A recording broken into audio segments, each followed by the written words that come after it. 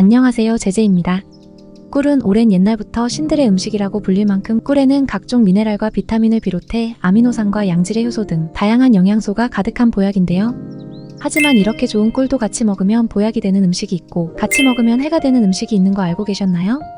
오늘은 관절염은 물론 암세포 억제에도 큰 도움을 주는 최고의 꿀 섭취 방법에 대해 알아볼게요. 그 전에 구독과 좋아요 부탁드려요. 꿀은 당이 70%이고 나머지 30%는 비타민과 미네랄 외에 여러 좋은 성분들이 들어있어서 100% 당으로 이루어져 있는 설탕과는 달리 단맛도 내면서 좋은 영양소를 섭취할 수 있는 음식인데요. 이렇게 자연이 준 최고의 선물 중 하나인 꿀과 같이 먹었을 때 보약이 되는 음식은 첫 번째 계피. 꿀과 계피를 같이 먹으면 관절 통증 완화와 항암 효과를 크게 높일 수 있는데요. 꿀과 계피의 풍부한 각종 항산화 물질들은 서로 시너지 효과를 발휘해 관절염 완화에 큰 도움을 줍니다. 실제로 덴마크 코펜하겐 대학의 연구에 따르면 200명의 관절염 환자들에게 매일 아침 식사 전 꿀과 계피 가루를 먹게 한 결과 일주일 후 73명의 관절염이 완화되었으며 한 달 후에는 거의 모든 환자가 통증 없이 걸을 수 있었다고 밝혔습니다. 꿀 2큰술에 계피 가루 3분의 1큰술을 넣고 따뜻한 물을 부어서 하루 한 잔씩 마시는 것이 좋습니다. 또한 국제암학술지에 실린 연구에 따르면 계피 추출물을 투여한 실험군은 암세포의 크기가 줄어들었으며 4주 후에는 그 크기가 80%까지 작아졌다고 밝혔습니다. 농촌진흥청의 분석에 따르면 성분은 특히 아카시아 꿀에 가장 풍부하다고 하니 참고하시기 바랍니다. 두 번째 무. 동의보감에도 무는 맛이 매우면서 달고 소화를 도우며 독을 풀어준다고 기록되어 있는데요. 이런 무를 꿀과 같이 먹으면 기관지와 폐 건강을 지키는데 아주 큰 도움을 줄 수 있습니다. 무에는 시니그린이라는 성분이 들어있는데요. 바로 이 성분이 기관지를 튼튼하게 해주고 가래를 묽게 만들어줍니다. 시니그린은 무속보다 껍질의 2배 이상 풍부하며 폐에 쌓인 염증과 독소를 배출시켜주니 물을 깨끗이 씻어 껍질까지 같이 드시길 바랍니다. 세 번째 견과류. 꿀과 최상의 조합인 견과류는 임금님 수라상에 올라갔던 꿀 호두 강정인데요. 호두에는 불포화 지방산이 풍부해서 혈관 건강에 도움이 되고 심장병 예방에도 좋은 고급 간식입니다. 아무래도 칼로리가 좀 있지만 양질의 지방을 가지고 있어서 뇌기능 증진에 도움이 되기 때문에 아이들 간식뿐만 아니라 어른들 뇌 기능에 더없이 좋습니다. 특히 꿀과 호두 같은 견과류는 함께 섭취하면 엄청난 시너지를 발휘하는데요. 꿀이 견과류의 떫은 맛을 감춰주고 꿀의 따뜻한 성질이 견과류의 뇌기능 향상을 촉진시키기 때문에 더없이 좋은 꿀과의 궁합을 자랑합니다. 네 번째 우유. 우유에는 트립토판이라는 아미노산이 들어있는데요. 트립토판은 우리 몸속으로 들어오면 세로토닌으로 바뀌는데 세로토닌은 우울증을 없애주고 불면증의 원인인 각성 호르몬의 분비도 억제해준다고 합니다. 그래서 잠을 자기 전 따뜻한 우유 한 잔을 드시는 경우가 많은데요. 그런데 아쉽게도 우유만 드시면 아미노산이 흡수가 잘 되지 않는다고 합니다. 이때 꿀을 함께 타서 같이 드시면 꿀이 우유에 좋은 아미노산 흡수를 도와주어 몸속에 전달해줍니다. 꿀은 한 티스푼이 적당하답니다. 이렇게 드시면 좋은 영양소 흡수와 불면증 예방에 도움이 되니 꼭 한번 드셔보시길 바랍니다. 지금부터는 꿀과 함께 먹었을 때 몸에 해가 되고 당뇨와 치매, 심지어 암을 더 키우는 궁합에 대해 알려드릴게요. 꿀과 함께 먹으면 해가 되는 음식 궁합.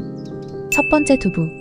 저희 가족들이 좋아하는 음식 중 하나가 바로 두부인데요. 단백질과 각종 영양소가 풍부한 두부는 절대 꿀과 함께 먹으면 안 됩니다. 이유는 두부가 가지고 있는 성분이 꿀에 좋은 약효를 심하게 떨어뜨릴 수 있기 때문인데요. 꿀은 동의보감에도 우리 몸의 오장육부를 편하게 하여 배변을 돕고 소화작용을 돕는 것으로 언급되어 있는데요. 그러나 두부는 식이섬유가 풍부하기 때문에 두부 역시 변비를 예방하고 규칙적인 배변을 돕는다는 것이 문제입니다.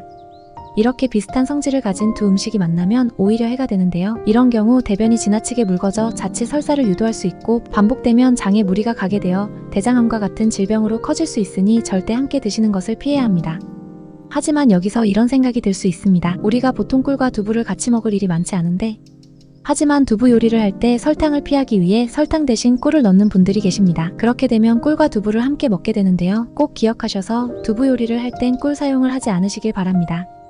또 꿀 말고 올리고당을 쓰시는 분들이 계실 텐데요. 문제는 올리고당이 두부에 들어있는 식이섬유와 같은 작용을 한다는 것입니다.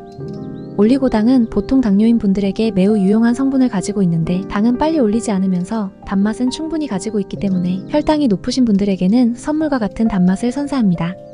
하지만 두부에 올리고당이 들어있다는 사실 알고 계신가요? 보통은 올리고당이 장운동을 활발하게 해서 변비에 도움이 되는 것인데요. 하지만 두부에 올리고당과 꿀이 만나면 과도한 배변으로 장에 무리를 줄 수 있다는 것인데요. 꿀과 올리고당 대신 메이플 시럽이나 선인장 시럽으로 당을 대체해서 드시길 바랍니다. 두 번째 감. 가을을 대표하는 감인데요. 감은 그 자체로는 비타민이 귤보다 10배가 많다고 알려질 정도로 너무도 훌륭한 음식인데요. 하지만 꿀과 함께 섭취하면 감에 들어있는 탄닌 성분이 꿀의 철분과 마찰을 일으켜 철분 흡수를 방해하게 됩니다. 탄닌은 감을 먹을 때 떫은 맛이 느껴지는 게 바로 그것입니다. 탄닌 성분은 시간이 지나면 단맛으로 변해가는데 이 성분이 문제입니다. 본래 탄닌은 건강에 매우 좋은 성분인데요. 우리 몸의 세포가 산화되고 노화되는 것을 막는 항산화 작용을 하기 때문입니다. 탄닌이 체내의 활성산소를 줄여주고 폐에서 우리가 마시는 여러 독성 물질을 배출시켜 고혈압과 치매 등 각종 암을 예방해줍니다. 하지만 이렇게나 좋은 탄닌 성분이 꿀과 먹게 되면 철분 흡수가 방해돼 산소 부족을 일으킬 수 있습니다. 가볍게는 몸에 산소가 전달되지 않아 기력이 없어지고 가슴 통증이나 두근거림이 일어날 수 있고 장기적으로는 손발이 차가워지고 최악의 피로감이 일어나게 될 수 있습니다. 또 철분 부족은 입안에서 구내염 등 몸 안에서 염증을 일으켜 결국에는 만성염증을 비롯한 암을 유발할 수 있습니다. 세 번째, 양파. 앞에서 소개해드린 두부처럼 꿀과 양파도 좀처럼 함께 먹을 일이 많지 않은데요. 하지만 과일청이나 야채청을 만들 때 꿀을 사용하게 되는데 이때도 꿀을 절대 함께 넣지 않아야 합니다. 양파에는 유와 알릴 성분이 들어있는데 이것이 꿀을 만나면 체내에서 가스를 발생시켜 시력을 저하시킬 수 있다고 합니다. 또한 양파청을 먹지는 않더라도 양파를 곁들인 요리를 많이 하시는데 그때 설탕 대신 꿀을 넣으시면 안 되는 거 절대 잊지 마세요. 오늘 알려드린 궁합들에서 나에게 좀 안 좋은 부분이 있다면 해당하는 것들을 섞어서 꾸준히 드셔보시길 바랍니다. 분명히 몸이 좋아지시는 것을 느끼실 수 있을 거예요. 오늘도 모두 건강하세요.